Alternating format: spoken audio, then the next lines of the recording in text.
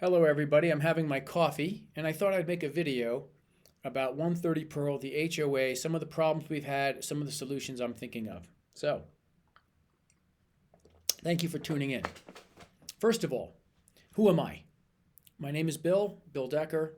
I live in the building. I own two other units in the building. The first one I bought was back in the 90s. I've been here a while. I have seen a lot of boards come, a lot of boards go. I lived through the Whitcomb years, the whole bit. Additionally, I have a background in business, running companies large and small, being on boards, not only condo boards, but boards of public companies as well as private companies. I have a background in media, technology, security, some finance, some law, and some government work that I've done years ago. So that's who I am. 2, no one wants to be on the board. There's 5 empty seats. No one wants to be on the board. Now the question is why? Why don't people want to be on the board? And it's very simple. The complaints I hear are 1, it takes too much time. And 2, people on the board get abused. And we need to stop that. Now, how do we stop that? Well, first of all, in the words of an elder statesman here, and I don't want to mention his name because I don't want to embarrass him, the board shouldn't be running the place. We're not supposed to run the place. And when the board runs the place, things go wrong and the board gets blamed. It's not supposed to be that way. We're not supposed to choose security companies, and when they screw up, it's our fault. That's completely wrong. And that cuts into the other part, which is how much time does it take? Because the board is doing all this work, no one wants to be on it because no one wants to work 5, 10, 20 hours a week as a volunteer and be abused for it. And I completely understand that. So how do we fix it? Well, first of all, let's go back to what I said. 3, the board doesn't run the place. The board is to set strategy. The board is to keep the property management in tune with what the strategy is, accountable. The board is to make sure there's community where people can contribute thoughts and ideas. And then the board might look for creative ways to enhance the strategy. And that's it. I can imagine, all right, the first couple of weeks it's 10 hours a week, but after that, 3 to 5 hours max. It shouldn't be more than that. That's why we have property management. And if there's a problem, people need to tell property management. It's that simple. If there's a horrendous smell coming from somewhere, you tell property management. You don't tell the board. You can inform them, but it's not the board's problem to fix that. That's why we pay all this money. And that money is well over 6 figures that we pay. So let's use them effectively. Let's use the resources that they have behind to help us with everything from budgeting to picking vendors. Let's go into picking vendors. There's 2 problems with picking vendors. 1, there's a layer of liability we're losing. Like I said, if we pick a security company and they screw up, it becomes our problem. No, that has to stop. We can veto vendors, but I don't think we need to pick them. The property management picks them. There's that layer of liability. It wasn't our guy, it was their guy. Because if the board gets sued, everybody pays the legal fees. So if I'm on the board and everyone decides to sue me, I'm not paying for my own defense. That's coming out of the HOA.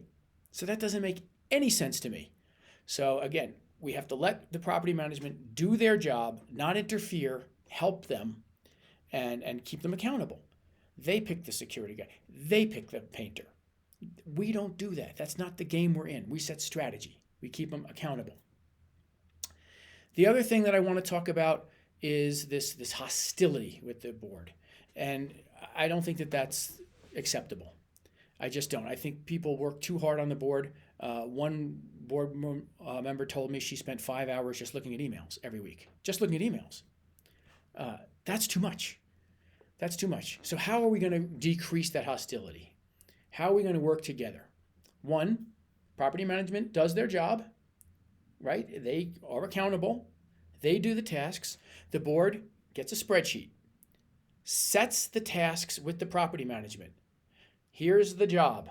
Here's the agreed on date. Here's the progress. Here's the associated cost. And that spreadsheet sits in the sky and anyone can see it 24/7. You can log in, you can log in, you can log in 24/7 and see it. So when we talk about transparency, that's transparent. this is exactly what we're working on. Second, Facebook, or maybe Google Docs, or maybe something like that. That's what's going to happen as far as communication to the board. We're going to set up a Facebook page. I already have, so it's up there. And people can put their comments there. Now, they could be board smashing comments, but they could also be comments about how do I get a good plumber? Has anyone found a good painter? But it all is up there for everybody to see, 100% transparent. I think that's going to cut down on some of the abuse. It's going to cut down on some of the work.